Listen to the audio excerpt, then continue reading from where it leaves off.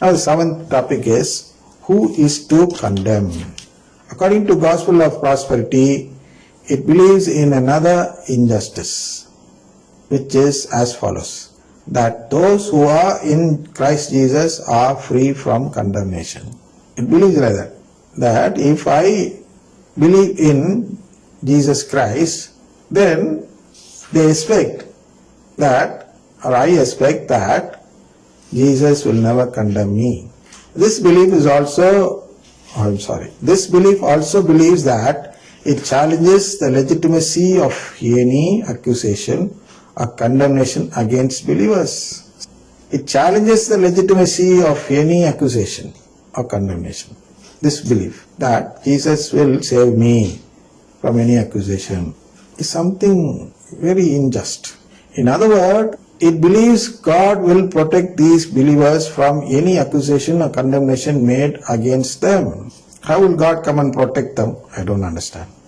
We got to do something, and after that we got to expect the result or reward according to what we have done, and not expect God to do everything in spite of my refusal and so on. That's why, according to Gospel of the Cross, this question reinforces the idea that God will condemn only those who ask God for condemnation. See, He condemns. God condemns whom? Only if you ask for condemnation, He will condemn. This condemnation is asked by them in the form of refusing to ask filial adoption. So, what is this asking of condemnation?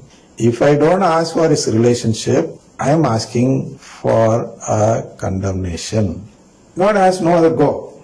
If I don't ask for filial adoption, or if I refuse to ask for filial adoption, then I am acting against God's will. So, I need to be condemned.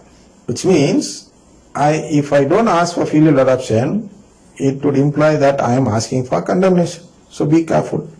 If you don't believe in the Gospel of the Cross, it would imply that you are asking for condemnation from God. I will go to the eighth topic. Why Christ condemns.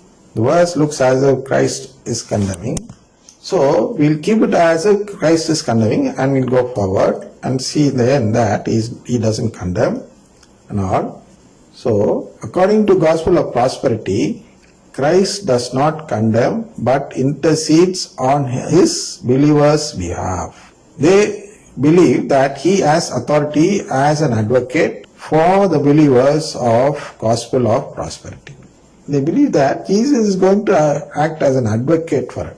So He is going to intercede on their behalf. Since Jesus Himself is interceding, they believe that they will not be condemned. That's a problem here. But according to Gospel of the Cross, Jesus is not an advocate, but the judge. He is not an advocate. He is coming to judge. It is His duty to judge and find out who has really asked Him and who are those who pretended to ask Him. There are two types of people in this world. One is a type where they ask for filial adoption. The other is a type where they pretend to ask. They pretend to believe in Jesus Christ, but they don't accept the message given by Jesus Christ. That is called pretension. Who are those who really ask? They believe both in Jesus Christ and in His teaching. They follow His teachings also. What is His teaching? His teaching is nothing but God is going to give humans a filial adoption, and He is going to form a family with these as His family members.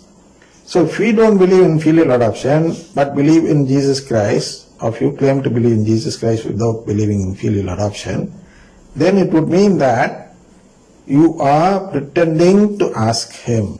So He has to decide who are the pretenders and who are the genuine parties.